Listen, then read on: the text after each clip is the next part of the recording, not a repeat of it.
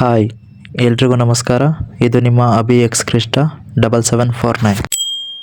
ದೇವ್ರೇ, ನಮ್ ಬೆಳವಣಿಗೆ ನೋಡಿ ಹುಡ್ಕೋತಿರೋರ್ಗೆಲ್ಲ ಕುಷ್ಠರೋಗ ಕೊಟ್ಬಿಡಪ್ಪ. ಇವತ್ತಿನ ವಿಶೇಷತೆ ಏನಪ್ಪ ಅಂದರೆ, ನಿನ್ನೆ ಆಯುಧ ಪೂಜೆ ದಿನ.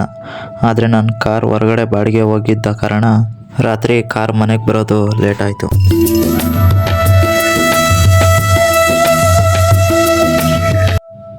ಆದರೆ ನಿನ್ನೆ ಕಾರ್ ಬರುವ ವೇಳೆ ತಡವಾಗಿದ್ದರಿಂದ ರಾತ್ರಿ ದೇವಸ್ಥಾನಕ್ಕೆ ಹೋದರೂ ಅಲ್ಲಿ ಕಾರ್ ಮತ್ತು ಬೈಕ್ ತುಂಬ ಇದ್ದ ಕಾರಣ ಹಾಗೂ ದೇವಸ್ಥಾನ ಕ್ಲೋಸಿಂಗ್ ಸಮಯ ಕೂಡ ಆಗಿತ್ತು. ಅದರಿಂದಾಗಿ ರಾತ್ರಿ ಸಹ ಪೂಜೆ ಮಾಡ್ಸೋಕ್ಕಾಗಲಿಲ್ಲ. ನೈಟ್ ನಮಗೆ ಪೂಜೆ ಆಗದ ಕಾರಣ ದೇವಸ್ಥಾನ ಹತ್ತಿರನೇ ಕಾರ್ ಪಾರ್ಕ್ ಮಾಡಿ ನಾವು ಡೈರೆಕ್ಟ್ ಮನೆ ಹತ್ರ ಹೋದ್ವಿ. ಮತ್ತು ನಾನು ನನ್ನ ಫ್ರೆಂಡು ಬೆಳಗ್ಗೆ ಎದ್ದು ರೆಡಿಯಾಗಿ ದೇವಸ್ಥಾನ ಹತ್ರ ಮತ್ತು ಅವನ ಬೈಕಲ್ಲೇ ಬಂದ್ವಿ.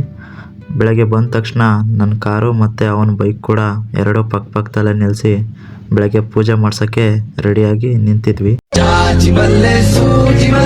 ಸಂಪಿಗೆ ಚೆಂಡು ರೋಜಾ ಹೂವ. ಬ್ರೋ, ಈ ತರ ಮಾಡಿದ್ರೆ ಯಾರು ತಗೋತಾರ ಬ್ರೋ? ಹೌದಾರಪ್ಪ, ಇನ್ನೊಂದೆರಡು ನಿಂಬೆಹಣ್ಣು ಎಕ್ಸ್ಟ್ರಾ ಕಟ್ಟು. ಮೊದ್ಲೇನ ಓಡಾಡೋದು ರಾಂಗ್ ಸೈಡ್, ಯಾವ ನನ್ನ ಮಗನೂ ಅಡ್ಡ ಬರ್ಬಾರ್ದು. ಹೂವಿನ ಬಾಳದಂತೆ ಯಾರು ಕಾಣದಂತೆ ಹಾಡಿದ ಸಾಲಿನಲ್ಲಿ ಹೋಗುವ ಪ್ರಾಣದಂತೆ ಸಂಡೇ ಸಂಪಿಗೆ, ಮಂಡೆಗೆ ಮಲ್ಲಿಗೆ, ಟ್ಯೂಸ್ಡೇ ಮತ್ತೆ ಬಂದೆ ನೀನು.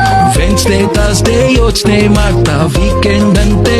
ಹೀಗೆ ದೇವಸ್ಥಾನದಲ್ಲಿ ಟೈಮ್ ಹೋಗಿದ್ದೇ ಗೊತ್ತಾಗಲಿಲ್ಲ. ಈಗ ನಮಗೆ ಆಯುಧ ಪೂಜೆ ಶುರುವಾಗುತ್ತಿದೆ. ಪೂಜಾರಿ ಅವರು ವೇದ ಮಂತ್ರಗಳ ಜೊತೆಗೆ ಪೂಜೆಯನ್ನು ನಡೆಸುತ್ತಿದ್ದಾರೆ. ಮೊದಲು ಅವರು ನಾವು ತಂದಂತಹ ಸ್ಕೂಟಿಗೆ ಹೂವು, ಅರಿಶಿಣ, ಕುಂಕುಮ ಅರ್ಪಿಸಿ ಅಲಂಕರಿಸಿದರು. ಅದಾದ ನಂತರ ಕಾರಿಗೂ ಹೂವು, ತೆಂಗಿನಕಾಯಿ ಒಡೆಯುವುದರ ಮೂಲಕ ವಿಶೇಷವಾಗಿ ಪೂಜೆ ನಡೆಸಿದರು.